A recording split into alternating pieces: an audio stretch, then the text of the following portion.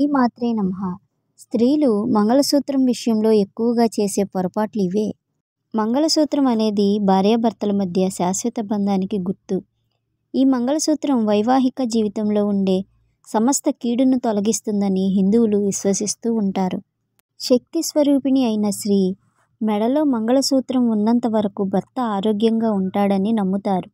అయితే ప్రస్తుత రోజుల్లో మంగళసూత్రం వేసుకునే మహిళలు కూడా వారికి తెలియకుండానే కొన్ని పొరపాట్లు చేస్తారు.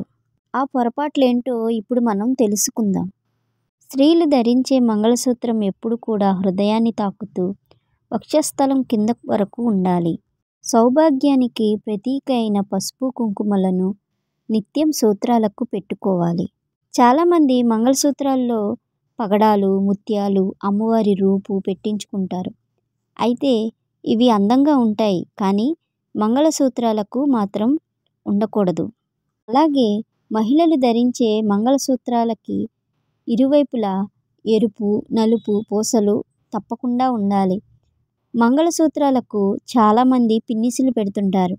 అసలు మంగళసూత్రాలకు ఇనుము వస్తువు తగలకూడదు. ఎందుకంటే ఇనుము నెగిటివ్ ఎనర్జీని గ్రహిస్తుంది. దీంతో బంధం మధ్య అన్యోన్యత లోపిస్తుందని పెద్దలు చెప్తారు. కాబట్టి స్త్రీలు పొరపాటున కూడా మంగళసూత్రానికి పిన్నిసులు తగిలించడం లాంటివి చేయకూడదు. మంగళసూత్రాలకు ముత్యం, పగడం కలిపి వేసుకోవడం మంచిదే.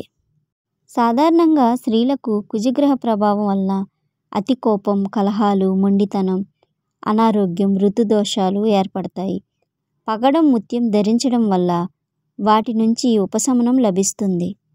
అదేవిధంగా స్త్రీలు ఎప్పుడు కూడా మంగళసూత్రాన్ని తన భర్తకు తప్ప ఇతరులకు కనిపించే విధంగా ధరించకూడదు.